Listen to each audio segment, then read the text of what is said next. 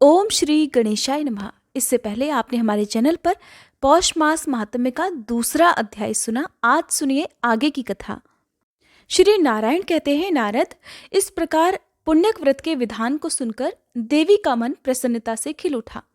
फिर उन्होंने अपने स्वामी शिवजी से दिव्य और शुभकारिणी व्रत कथा के विषय में भी जिज्ञासा प्रकट की। देवी पार्वती ने पूछा, हे नाथ, ये व्रत और इसका फल और विधान बड़ा ही अद्भुत है। भला किसने इस व्रत को प्रकाशित किया है, इसकी श्रेष्ठ कथा का भी वर्णन कीजिए। तब श्री महादेव जी बोले, प्रिय, मनु की पत्नी शत्रुपा, जो पुत्र के दुख से दुखी थी, ब्रह्मलोक में आकर ब्रह्मा जी से बोली। शत्रुपा ने कहा, हे ब्राह्मण, आप तो जगत का धारण पोषण करने वाले और सृष्टि के कारणों के भी कारण हैं। इसलिए आप मुझे ये बतलाने की कृपा कीजिए कि किस उपाय से बांझन को पुत्र उत्पन्न हो सकता है, क्योंकि हे ब्रह्मा जी, उसका जन्म, ऐश्वर्य और धन सब निष्फल ही होता है। पुत्रवानों के घर में पुत्र के बिना अन्य किसी वस्तु की शोभा ही नहीं होती। तपस्या और दान से उत्पन्न हुआ पुण्य जन्मांतर में सुखदायक होता है, परंतु पुत्र पिता को इसी जन्म में सुख, मोक्ष और हर्ष प्रदान करता है। निश्चय ही पुत्र पुत्र नामक नरक से भी रक्षा करने का कारण होता है। हे ब्रह्मा जी, आप पुत्र ताप से संतप्त हुई मुझ अबला को पुत्र प्राप्ति का उपाय बतला दीजिए, तभी कल्याण है। नहीं तो मैं भी अपने पति के साथ वन में चली जाऊंगी। आप इस पृथ्वी को धारण करने वाली धन, ऐश्वर्य और राज्य आदि ग्रहण कीजिए, क्योंकि तात हम दोनों पुत्रहीनों को पुत्र के बिना इन सबसे भला क्या प्रयोजन है। साक्षात ब्रह्मा जी से ऐसा कहकर शत्रुपा फूट फूट कर रोने लगी। तब उसकी ओर देखकर कृपालु ब्रह्मा जी कहने लगे, वत्से, जो समस्त ऐश्वर्य आदि का कारण रूप संपूर्ण मनोरथों को देने वाला और शुभकारक है, उस सुखदायक पुत्र प्राप्ति के उपाय का वर्णन करता हूँ, सुनो। हे सुव्रते, माघ मास के शुक्ल पक्ष की त्रयोदशी तिथि के दिन शुद्ध काल में सर्वस्व प्रदान करने वाले श्री कृष्ण की आराधना करके इस उत्तम पुण्यक व्रत का अनुष्ठान करना चाहिए। कण्व शाखा में इस व्रत का वर्णन भी किया गया है। इसे पूरे वर्ष भर करना चाहिए।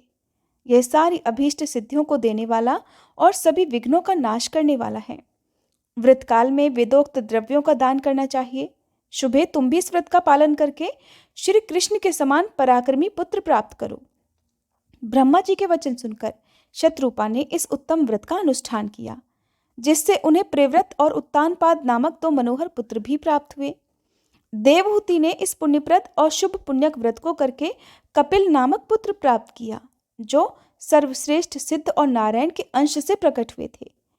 शुभ लक्षणा अरुंधति ने इस व्रत को करके शक्ति को पुत्र रूप में प्राप्त किया।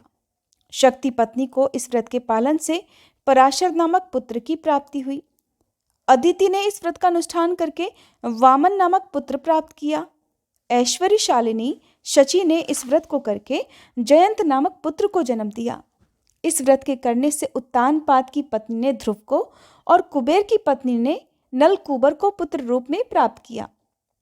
इस उत्तम व्रत के पालन से सूर्य पत्नी को मनु और अग्नि पत्नी को चंद्रमा पुत्र रूप में मिले। अंगिरा की पत्नी ने भी इस उत्तम व्रत का पालन किया था, जिसके प्रभाव से उनके पुत्र बृहस्पति हुए, जो देवताओं के आचार्य कहलाते हैं। हे कल्याणमयी गिरिराज नंदिनी, आप भी इस व्रत को करो। शुभे, ये व्रत राजेंद्र पत्नियों के लिए सुख साध्य है, देवियों के लिए सुखप्रद है और साध्वी नारियों के लिए तो ये प्राणों से भी बढ़कर प्रिय है। महासाध्वी, इस व्रत के प्रभाव से संपूर्ण देवताओं के ईश्वर स्वयं गोपांगनेश्वर श्री कृष्ण आपके पुत्र होंगे। नारद, ऐसा कहकर शंकर जी मौन हो गए और तत्पश्चात परम प्रसन्न हुई देवी पार्वती ने शंकर जी की आज्ञा से फिर उस व्रत का पालन किया। इस प्रकार मैंने तुमसे गणेश जी के जन्म का कारण, जो सुखदायक, मोक्षप्रद और सारूप है, वर्णन कर दिया। और क्या सुनना चाहते हो?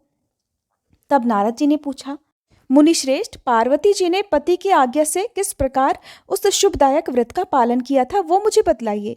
ब्राह्मण, फिर उत्तम व्रत वाली पार्वती जी के द्वारा उस व्रत के पूर्ण किए जाने पर गोपीश श्री कृष्ण ने किस प्रकार जन्म धारण किया, वह भी मुझे बताने की कृपा कीजिए। श्री नारायण जी कहने लगे, नारद, शिव जी यद्यपि स्वयं ही तप के विधाता है, फिर भी वे पार्वती जी से व्रत की विधि और उसकी दिव्य कथा का वर्णन करके तपस्या करने के लिए चले गए। यद्यपि शिव जी श्रीहरि के ही पृथक रूप हैं, फिर भी वे वहां श्रीहरि की आराधना में लीन होकर उन्हीं के ध्यान में तत्पर होकर श्रीहरि की भावना करने लगे। वे सनातन देव ज्ञानानंद में निमग्न और परमानंद से परिपूर्ण थे। प्रकट रूप से विष्णु मंत्र के स्मरण में इस प्रकार तल्लीन थे कि उन्हें रात दिन का आना जाना भी ज्ञात नहीं होता था। इधर शुभदायिनी पार्वती जी ने पति की आज्ञानुसार हर्षपूर्ण मन से व्रत कार्य के लिए ब्राह्मणों और भृत्यों को प्रेरित किया और व्रत में काम आने वाली सभी वस्तुओं को मंगवाकर शुभ मुहूर्त में व्रत का पालन करना आरंभ कर दिया। उसी समय ब्रह्मा जी के पुत्र भगवान सनत कुमार जी वहां आ पहुंचे। वे तेज के मूर्तिमान राशि थे और ब्रह्म तेज से प्रज्वलित हो रहे थे। फिर पत्नी सहित ब्रह्मा जी भी प्रसन्नतापूर्वक ब्रह्मलोक से वहां पधारे। अत्यंत भयभीत हुए भगवान महेश्वर भी वहां आए। नारद, जो क्षीर सागर में शयन करते हैं और जगत के शासक और पालन पोषण करने वाले हैं, जिनके गले में वनमाला लटकती रहती है, जो रत्नों के आभूषणों से विभूषित हैं और जिनके शरीर का रंग श्याम है, वे चार भुजाधारी भगवान विष्णु, लक्ष्मी जी तथा पार्षदों के साथ बहुत सी सामग्री लेकर रत्न जटित विमान पर आरूढ़ होकर वहां उपस्थित हुए। फिर उसके बाद सनक, सनंदन, सनातन, कपिल, क्रतु, आरुणि, यति, दुर्वासा, च्यवन, पारिभद्र, पराशर, कौत्स, वत्स, बालग्नि, कात्यायन और भी बहुत सारे ऋषि मुनि अपने शिष्यों सहित वहां पधार गए। हे मुने, धर्मपुत्र नर नारायण भी वहां आए। पार्वती जी के उस व्रत में दिक्पाल, देवता, यक्ष, गंधर्व, किन्नर और गणों सहित सभी पर्वत भी उपस्थित हुए थे। फिर भगवान शंकर ने आए हुए सभी अतिथियों को ऊंचे ऊंचे सिंहासनों पर बिठाकर उनका आदर सत्कार किया। पार्वती जी के इस व्रत में इंद्र दानाध्यक्ष, कुबेर कोषाध्यक्ष, स्वयं सूर्य आदेश देने वाले और वरुण परोसने के काम पर नियुक्त थे। उस समय दूध, दही, घी, गुड़, चीनी, तेल और मधु आदि की लाखों नदियां बहने लगी थी। इसी प्रकार गेहूं, चावल, जौ और चिवड़े आदि के पहाड़ों के पहाड़ लग गए थे। महामुने, पार्वती जी के व्रत में कैलाश पर्वत पर सोना, चांदी, मूंगा और मणियों के पर्वत सरीखे ढेर लगे हुए थे। लक्ष्मी जी ने भोजन तैयार किया था, जिसमें परम मनोहर खीर, पूड़ी, अगहनी का चावल और घी से बने हुए तरह तरह के व्यंजन थे। देवर्षि गणों के साथ स्वयं नारायण ने भोजन किया। उस समय 1,00,000 ब्राह्मण परोसने का काम कर रहे थे। भोजन कर लेने के बाद जब वे रत्न सिंहासनों पर विराजमान हुए, तब परम चतुर लाखों ब्राह्मणों ने उन्हें कपूर आदि से सुवासित पान के बीड़े समर्पित किए। नारद, देवर्षियों से भरी हुई उस सभा में जब क्षीर सागर में शयन करने वाले भगवान विष्णु रत्न सिंहासन पर आसीन थे, प्रसन्न मुख वाले पार्षद उन पर श्वेत चंवर डुला रहे थे। ऋषि, सिद्ध तथा देवगण उनकी स्तुति कर रहे थे। वे गंधर्वों के मनोहर गीत सुन रहे थे। उसी समय ब्रह्मा जी की प्रेरणा से शंकर जी ने हाथ जोड़कर भक्तिपूर्वक उन ब्रह्मेश से अपने अभीष्ट कर्तव्य व्रत के विषय में प्रश्न किया। श्री महादेव जी ने पूछा, प्रभो, आप श्रीनिवास, तपस्वरूप, तपस्याओं और कर्म के फलदाता, सबके द्वारा पूजित, संपूर्ण व्रतों, जपों, यज्ञों और पूजनों के बीज रूप से वांछा, कल्पतरु और पापों का नाश करने वाले हैं। नाथ, मेरी एक प्रार्थना सुनिए। हे ब्राह्मण, पुत्र शोक से पीड़ित हुई देवी पार्वती का हृदय अत्यंत दुखी हो गया है। अतः वह पुत्र की कामना से परमोत्तम पुण्यक व्रत करना चाहती है। वह सुव्रता व्रत के फल स्वरूप में उत्तम पुत्र और पति सौभाग्य की याचना कर रही है। इनके बिना उसे संतोष नहीं है। प्राचीन काल में इन मानिनी ने अपने पिता के यज्ञ में मेरी निंदा होने के कारण अपने शरीर का त्याग कर दिया था और अब पुनः हिमालय के घर में जन्म धारण किया है। ये सारा वृतांत तो आप जानते ही हैं। आप सर्वज्ञ को मैं क्या बतलाऊं? हे तत्वज्ञ, इस विषय में आपकी क्या आज्ञा है? आप परिणाम में शुभ प्रदायिनी अपनी वह आज्ञा बतलाइए।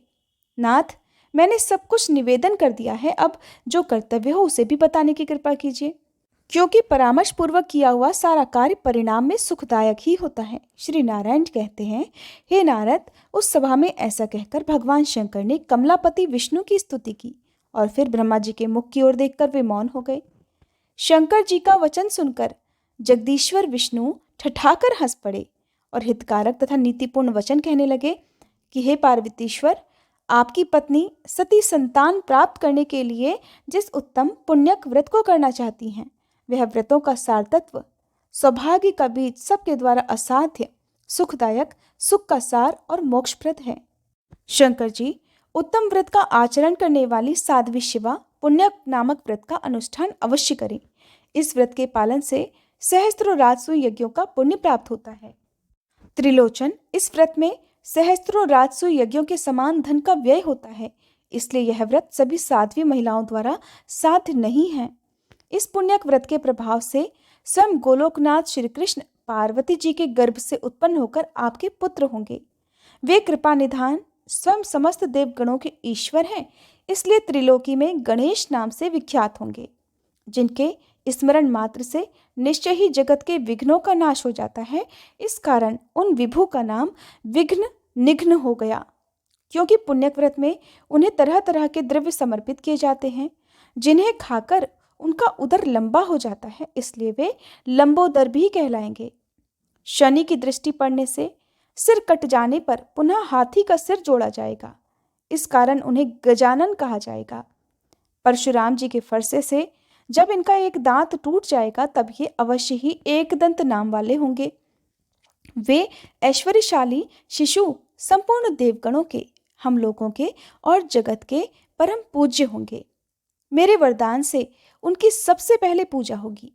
संपूर्ण देवों की पूजा के समय सबसे पहले उनकी पूजा करके मनुष्य बिना किसी विघ्न बाधा के पूजा के फल को पा लेता है, अन्यथा उसकी पूजा व्यर्थ हो जाती है। मनुष्यों को चाहिए कि श्री गणेश, सूर्य, श्री विष्णु, शंभु, अग्नि और दुर्गा, इन सब की सबसे पहले पूजा करे, फिर अन्य देवताओं का पूजन करे। गणेश जी का पूजन करने पर जगत के विघ्न निर्मूल हो जाते हैं। सूर्य की पूजा से निरोगता आती है। श्री विष्णु के पूजन से पवित्रता, मोक्ष, पापनाश, यश और ऐश्वर्य की वृद्धि होती है। शंकर जी का पूजन तत्व ज्ञान के विषय में परम तृप्ति का बीज है। अग्नि का पूजन अपनी बुद्धि की शुद्धि का उत्पादक कहा गया है। ब्रह्मा जी द्वारा संस्कृत अग्नि की पूजा से मनुष्य अंत समय में ज्ञान मृत्यु को प्राप्त कर लेता है और शंकराग्नि के सेवन से दाता और भोक्ता होता है। दुर्गा जी की अर्चना हरिभक्ति प्रदान करने वाली और परम मंगलदायिनी होती है। इनकी पूजा के बिना अन्य की पूजा करने से वह पूजन विपरीत हो जाता है। महादेव त्रिलोकी के लिए यही क्रम प्रत्येक कल्प में निश्चित है। ये देव निरंतर विद्यमान रहने वाले, नित्य और सृष्टि परायण हैं। उस सभा के बीच ऐसा कहकर श्रीहरि मौन हो गए। उस समय देवता, ब्राह्मण और पार्वती जी सहित शंकर जी परम प्रसन्न हुए। आज का अध्याय समाप्त हुआ। उम्मीद करती हूँ ये वीडियो आपको पसंद आई होगी।